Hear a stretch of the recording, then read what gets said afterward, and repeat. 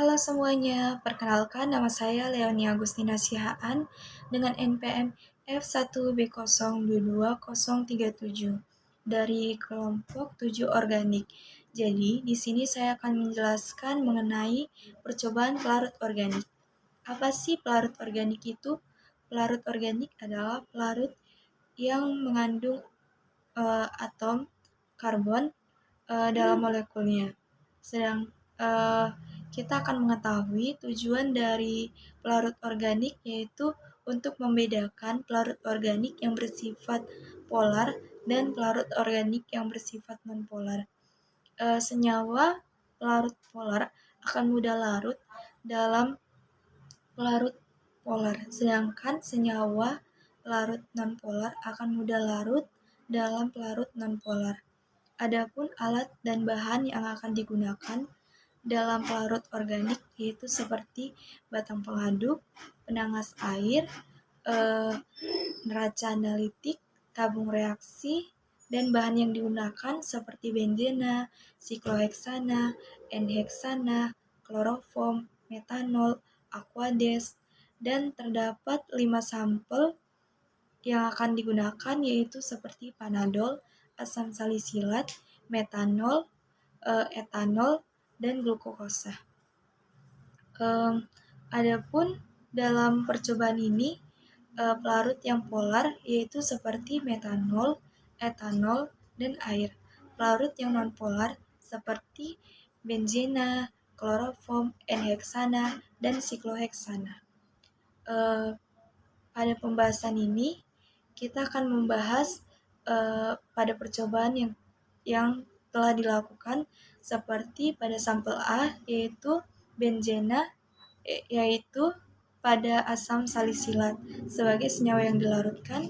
Senyawa asam salisilat ini tidak larut jika direaksikan dengan sikloheksana, tetapi akan mudah larut dalam metanol, etanol, kloroform, air, dan benzena. Selanjutnya pada percobaan sampel B yaitu panadol. Pencampuran panadol dengan pelarut N-heksana merupakan pelarut nonpolar yang bersifat stabil dan mudah menguap. Pada percobaan ini, panadol sebagai sampel, benzena sikloheksana, N-heksana, metanol, etanol, kloroform, dan air sebagai pelarutnya. Kelarutan yang diperoleh oleh sikloheksana. Namun jika direaksikan dengan pelarut lainnya, panadol akan sukar larut. Hal ini disebabkan karena tidak adanya daya tarik-menarik, sebagaimana yang terdapat antara molekul air yaitu polar, dan bagian kemudian pada senyawa polar. Senyawa selanjutnya yaitu sampel C yaitu glukosa. Pada benzena, glukosa dapat larut jika dipanaskan.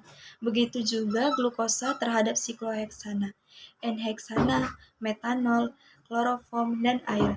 Semakin tinggi tetapan dielektriknya, maka semakin polar larutan tersebut, dan kemampuan untuk melarutkan semakin tinggi, sehingga sukrosa lebih mudah larut dalam air dibanding di dalam metanol maupun etanol. Selanjutnya, pada sampel D digunakan sampel etanol.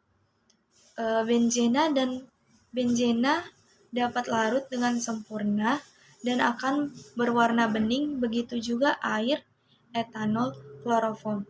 Dalam kelarutan sampel ini tidak mudah larut dengan sikloheksana dan N-heksana karena etanol bersifat polar dan kloroform adalah pelarut nonpolar.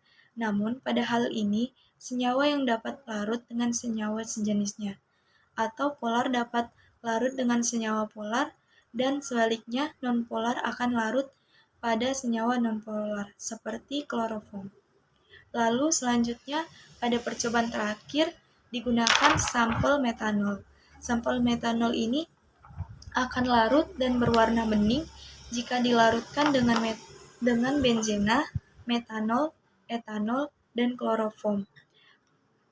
Pada sikloheksana, sampel tidak mengalami perubahan warna dan tidak larut, namun mengalami gelembung-gelembung hasil dari pemanasan. Dalam sampel ini tidak ditemukannya sifat hidrofobik atau sukar larut dalam air.